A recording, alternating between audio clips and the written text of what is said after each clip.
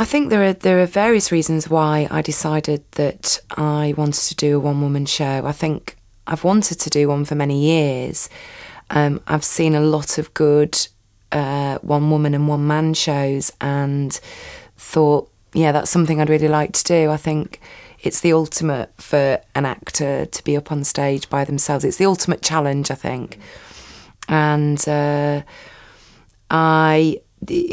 timing seemed right to do it at that moment, really, because I'd had my son a couple of years before. And there was a lot of theatre work that I couldn't go for because of being a single parent with my son. So I was very limited to the work I could go up for as an actor. So I thought, now's the time to create a show for myself that I can kind of be my own boss over and work it around my schedule. And I didn't think it was going to end up quite as enjoyable and as exciting as it has been, actually. I think it was just something at the time that I felt in the mood for. Originally, the character was going to be called Jean Poole, which, you know, I thought were funny, but Penny said she didn't think it was appropriate. She didn't see the character as a Jean. So we were sat outside another local pub. There's a bit of a theme going on here, isn't there? And just discussing names. I can't even remember. I think some of the names was it Chelsea Flower Show or something, or Chelsea Gardens was one of the names that we came up with. Yeah, that's why we didn't use that one. And we hit upon Jenny Vegas. Vegas obviously being the epitome of everything that's crass, tasteless and tacky. And glamorous. And glamorous. Well, if you say so. I didn't write it on my own because I didn't have faith in my writing experience and, to a certain degree, ability, because I hadn't actually created a piece of writing. I think I am a bit of a frustrated writer at heart, but I've never developed the skill. And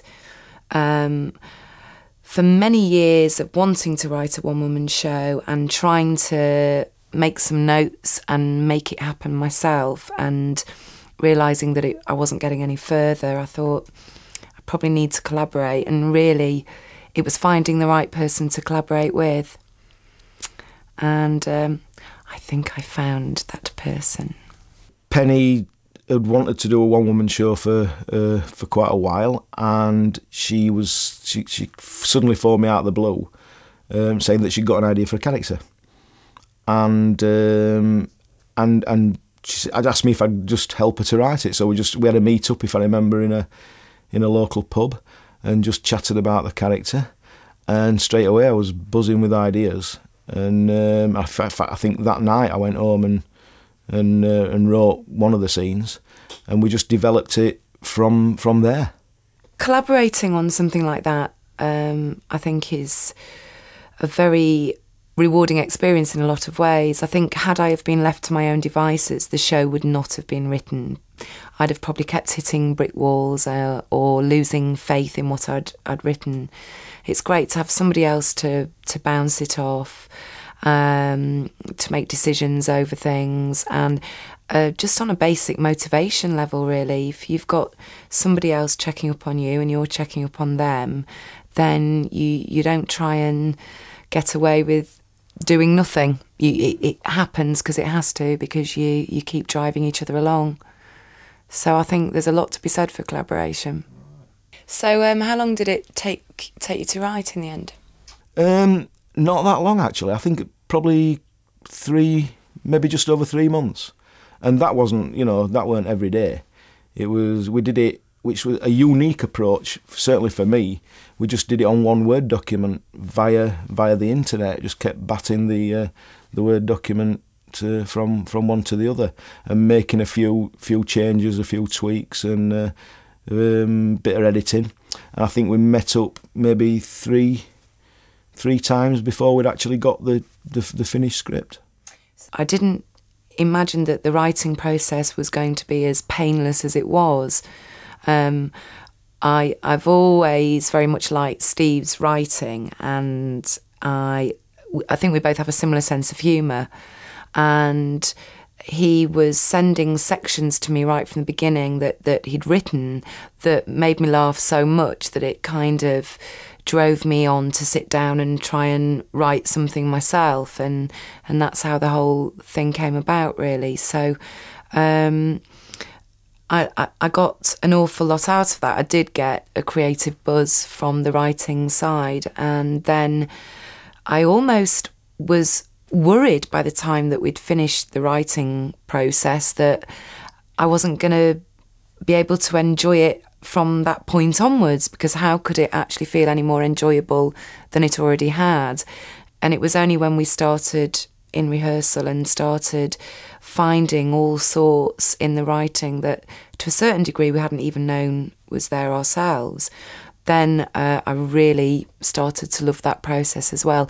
And then the performance bit is just the icing on the cake, really, having gone through all of that process. So it's all very enjoyable, but in a very